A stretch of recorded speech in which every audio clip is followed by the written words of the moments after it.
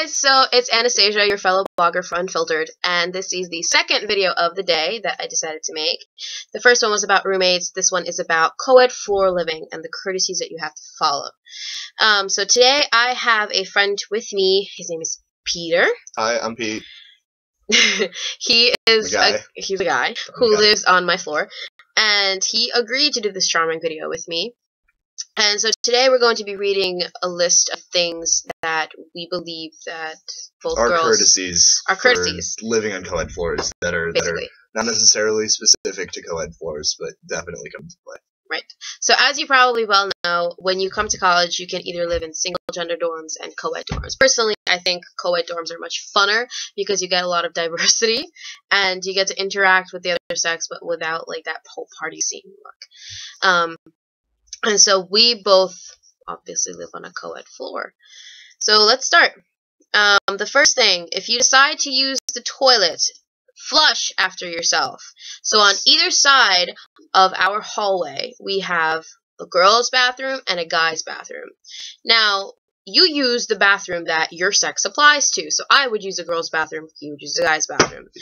But if certain guys come back on, let's say, late night, and they're not usually themselves, you're tired. You don't want to go to the other side of the hall. And like my room's essentially right next to the girls' bathroom. Yeah, lucky you.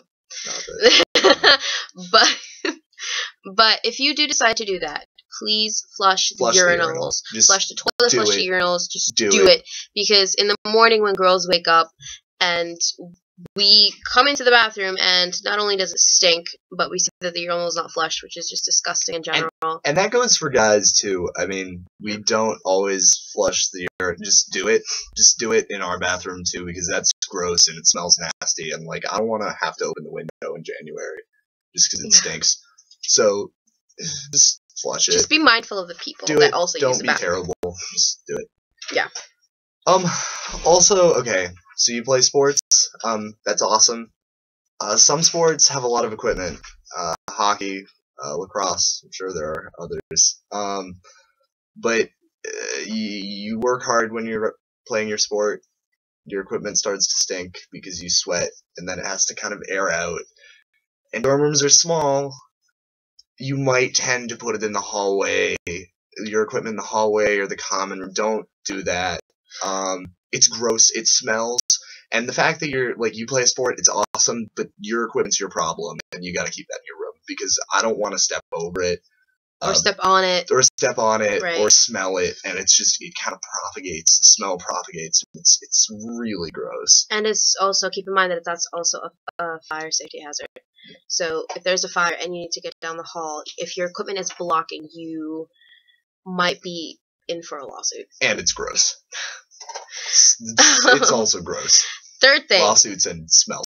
Third thing, if the door is open, make sure that your room does not stink. So, as a person who lives on a floor, I have never lived in a residence hall before. I didn't go to boarding school or anything. So I didn't particularly know what messy rooms were really like, because I'm not a messy person. I am. So, he is. But his room doesn't stink. No.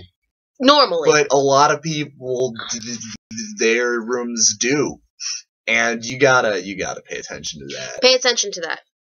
It's your room, and it's your responsibility. It's your problem. Yes, that's true. But as soon as you open your door and you keep it open, that problem now becomes my problem, and his problem, and every other person who lives on that floor. They're not my feet. Yes. They're not my feet, and I shouldn't have to smell them. So buy Febreze. Spray it down. The plug-in things, those are great too. Just hose the room down with something. Yeah. It's gonna be gross. Open the window. Just anything. Just gross. Yeah. Okay. Yeah. So this is a big thing. Don't date on your floor. Just don't do it. Some people do. And some people make it work, but the problem is you live with the person. It's like a family. That seems weird. But you're dating someone essentially in your family. You're around them all the time. You have to see them in the morning, in the afternoon, at 2 in the morning. You always see them. They're always see them there. 24/7. it might be great initially. Yeah. You like being around them. That's wonderful. But then if you break up, if you split, it's just uncomfortable. They're always around because you have to remember that you're living with the people on your floor for a year. And if that happens at the beginning of the year and then you break up and you're still around them for a long time, and it's weird, it's uncomfortable, and everyone on the floor is really tight, and it can make the dynamic very weird and just kind of awkward for everyone, not just you guys. So this is generally not a rule. It's more like a guideline that you might want to follow. I mean, you can consider it. You can break the rule, but just pay attention to it. Second, next, be mindful of how much you're showing. This applies to both girls and guys. It's mostly when, let's say, you wake up in the morning and you go take a shower, or whenever you shower, whenever you walk around. Girls, be mindful of how much you're showing. Have a towel. I'm not saying you should wear a complete outfit. And close the towel. And close the towel completely.